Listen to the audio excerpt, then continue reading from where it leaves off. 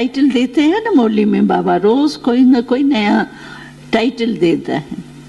तो क्या बनाया हमको, क्या साधारण थे, आज बाबा ने कहा आप यज्ञ रक्षक हो, कितना बड़ा टाइटल दे दिया। ऐसे क्या बनाया और क्या दिया, क्या प्राप्तियां कराई। वो प्राप्तियों की लिस्ट भी सामने होंगी ना, तो जहां प्राप्ति होती है वहां भूलना नहीं होता।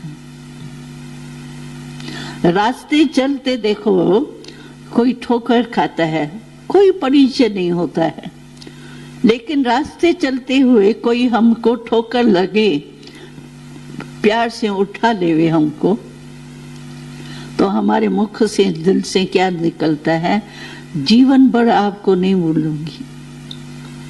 क्यों? प्राप्ति हुई। बच्चे को माँ क्यों प्यारी लगती है? माँ से प्राप्ति है। तो प्राप्ति वाले कभी भूलते नहीं हैं। अब बाबा ने क्या प्राप्तियां कराई है, लिस्ट निकालो। एक बारी बाबा ने कहा कि लिस्ट लंबी निकालो, तो बहुत लंबी है, इसीलिए बाबा ने कहा एक शब्द में कहो, बाबा इतनी आपने प्राप्तियां कराई है जो अप्राप्त कोई वस्तु नहीं।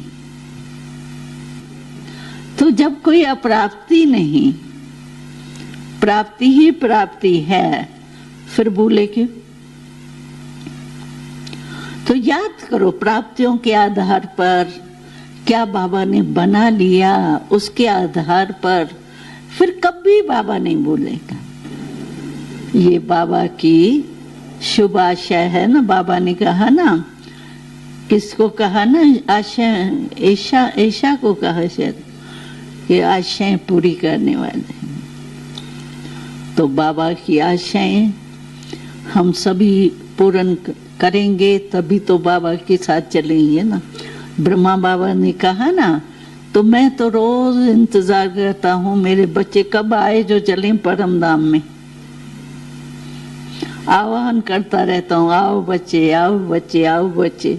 हमको तो याद आता है जब हम लोग आबू से जाते थे ना, पार्टियां लेके आते थे, जाते थे ना, तो यहाँ पिछले रास्ते में एक वृक्ष है, तो बाबा वृक्ष तक आता था पैदल करके।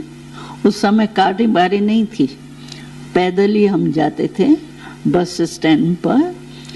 तो बाबा वृक्ष तक आता था और हमको वो रुमाल ऐसे करके और छुट्टी लेता था, तभी तो कहता था जाओ बच्चे, जाओ बच्चे, जाओ बच्चे।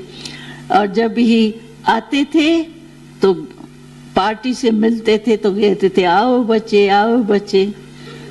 तो अभी भी ब्रह्मा बाबा जो है ना, वो कहते हैं हम इंतजार कर रहे हैं वतन में आप बच्चों का, और रोज बाबा कहते आओ बच्चे, आओ बच्चे, आओ बच्चे, ये गीत गाता रहता है।